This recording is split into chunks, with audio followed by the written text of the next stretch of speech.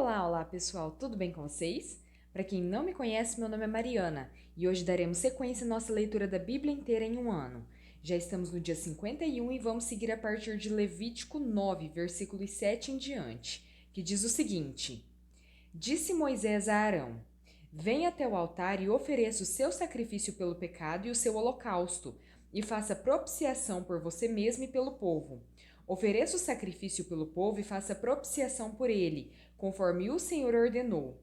Arão foi até o altar e ofereceu o bezerro como sacrifício pelo pecado por si mesmo. Seus filhos levaram-lhe o sangue, e ele molhou o dedo no sangue e o pôs nas pontas do altar. Depois derramou o restante do sangue na base do altar, onde queimou a gordura, os rins e o lóbulo do fígado da oferta pelo pecado, conforme o Senhor tinha ordenado Moisés. A carne e o couro, porém, queimou fora do acampamento. Depois sacrificou o holocausto. Seus filhos lhe entregaram o sangue, e ele o derramou nos lados do altar. Entregaram-lhe em seguida o holocausto, pedaço por pedaço, inclusive a cabeça, e ele os queimou no altar. Lavou as vísceras e as pernas e as queimou em cima do holocausto sobre o altar. Depois Arão apresentou a oferta pelo povo. Pegou o bode para a oferta pelo pecado do povo e o ofereceu como sacrifício pelo pecado, como fizera com o primeiro. Apresentou o holocausto e ofereceu-o conforme fora prescrito. Também apresentou a oferta de cereal. Pegou um punhado dela e a queimou no altar, além do holocausto da manhã. Matou o boi e o carneiro como sacrifício de comunhão pelo povo. Seus filhos levaram-lhe o sangue, e ele o derramou nos lados do altar. Mas as porções de gordura do boi e do carneiro, a cauda gorda, a gordura que cobre as vísceras, os rins e o lóbulo do fígado, puseram em cima do peito. E Arão queimou essas porções no altar. Em seguida, Arão moveu o peito e a coxa direita do animal perante o Senhor, como gesto ritual de apresentação, conforme Moisés tinha ordenado. Depois Arão ergueu as mãos em direção ao povo e o abençoou. E, tendo oferecido sacrifício pelo pecado, o holocausto e o sacrifício de comunhão desceu. Assim, Moisés e Arão entraram na tenda do encontro. Quando saíram, abençoaram o povo, e a glória do Senhor apareceu a todos eles. Saiu fogo da presença do Senhor e consumiu o holocausto e as porções de gordura sobre o altar. E, quando todo o povo viu isso, gritou de alegria e prostrou-se com o rosto em terra. Levítico 10. A morte de Nadab e de Abiú. Nadab e Abiú, filhos de Arão, pegaram cada um o seu incensário, nos quais acenderam fogo, acrescentaram incenso e trouxeram fogo profano perante o Senhor, sem que tivessem sido autorizados. Então saiu fogo da presença do Senhor e os consumiu.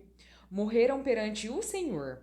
Moisés então disse a Arão: Foi isto que o Senhor disse: Aos que de mim se aproximam, santo me mostrarei, à vista de todo o povo glorificado serei. Arão, porém, ficou em silêncio. Então Moisés chamou Misael e Elzafã, filhos de Uziel, tio de Arão, e lhes disse: Venham cá, tirem os seus primos da frente do santuário e levem-nos para fora do acampamento. Eles foram e os puxaram pelas túnicas, para fora do acampamento, conforme Moisés tinha ordenado. Então Moisés disse a Arão e a seus filhos Eleazar e Itamar: Não andem descabelados nem rasguem as roupas em sinal de luto, senão vocês morrerão e a ira do Senhor cairá sobre toda a comunidade. Mas os seus parentes e toda a nação de Israel poderão chorar por aqueles que o Senhor destruiu pelo fogo. Não saiam da entrada da tenda do encontro, senão vocês morrerão, porquanto o óleo da unção do Senhor está sobre vocês. E eles fizeram conforme Moisés tinha ordenado. Depois o Senhor disse a Arão: Vocês e seus filhos não devem beber vinho nem outra bebida fermentada antes de entrar na tenda do encontro, senão vocês morrerão. É um decreto perpétuo para as suas gerações. Vocês têm que fazer separação entre o santo e o profano, entre o puro e o impuro, e ensinar aos israelitas todos os decretos que o Senhor lhes deu por meio de Moisés. Então Moisés disse a Arão e aos seus filhos que ficaram vivos, Eleazar e Itamar: Peguem a oferta de cereal que sobrou das ofertas dedicadas ao Senhor, preparadas no fogo, e tratem de comê-la sem fermento junto ao altar, pois é santíssima. Comam-não em lugar sagrado, porquanto é a porção que lhes cabe por decreto, a você e a seus filhos, das ofertas dedicadas ao Senhor, preparadas no fogo, pois assim me foi ordenado. O peito ritualmente movido e a coxa ofertada, Você, seus filhos e suas filhas poderão comer num lugar cerimonialmente puro. Essa porção foi dada a você e a seus filhos como parte das ofertas de comunhão dos israelitas. A coxa ofertada e o peito ritualmente movido devem ser trazidos com as porções de gordura das ofertas preparadas no fogo, para serem movidos perante o Senhor como gesto ritual de apresentação. Essa será a porção por decreto perpétuo para você e seus descendentes, conforme o Senhor tinha ordenado.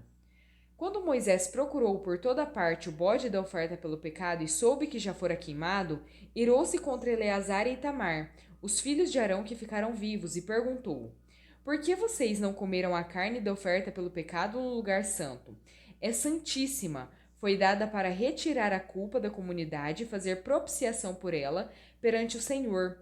Como o sangue do animal não foi levado para dentro do lugar santo, vocês deviam tê-lo comido ali, conforme ordenei.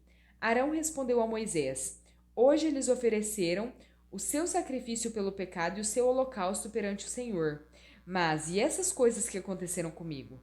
Será que teria agradado ao Senhor se eu tivesse comido a oferta pelo pecado hoje? Essa explicação foi satisfatória para Moisés. Marcos 4, versículos 26 em diante. Ele prosseguiu dizendo: O reino de Deus é semelhante a um homem que lança a semente sobre a terra. Noite e dia, estando ele dormindo ou acordado, a semente germina e cresce, embora ele não saiba como. A terra por si própria produz o grão, primeiro o talo, depois a espiga, e então o grão cheio na espiga. Logo que o grão fica maduro, o homem lhe passa a foice, porque chegou a colheita. Novamente ele diz: Com que compraremos o reino de Deus? Que parábola usaremos para descrevê-lo? É como um grão de mostarda, que é a menor semente que se planta na terra. No entanto, uma vez plantado, cresce e se torna uma das maiores plantas, com ramos tão grandes que as aves do céu podem abrigar-se à sua sombra. Com muitas parábolas semelhantes, Jesus lhes anunciava a palavra, tanto quanto podiam receber. Não lhes dizia nada sem usar alguma parábola. Quando, porém, estava sós com seus discípulos, explicava-lhes tudo. Naquele dia, ao anoitecer, disse ele aos seus discípulos: Vamos para o outro lado. Deixando a multidão, eles o levaram no barco, assim como estava. Outros barcos também o acompanhavam. Levantou-se um forte vendaval e as ondas se lançavam sobre o barco, de forma que este ia se enchendo de água. Jesus estava na polpa, dormindo com a cabeça sobre um travesseiro. Os discípulos o acordaram e clamaram: Mestre, não te importa que morramos? Ele se levantou, repreendeu o vento e disse ao mar: Aquiete-se, acalme-se. O vento se aquietou e fez-se completa bonança. Então perguntou aos seus discípulos: Por que vocês estão com tanto medo? Ainda não têm fé? Eles estavam apavorados e perguntavam uns aos outros: Que é este que até o vento e o mar lhe obedecem? Marcos 5. Eles atravessaram o mar e foram para a região dos Gerasenos. Quando Jesus desembarcou, um homem com um espírito imundo veio dos sepulcros ao seu encontro.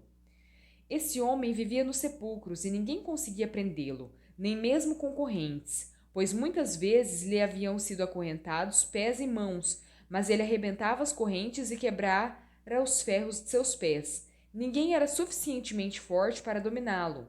Noite e dia ele andava gritando e cortando-se com pedras entre os sepulcros e nas colinas.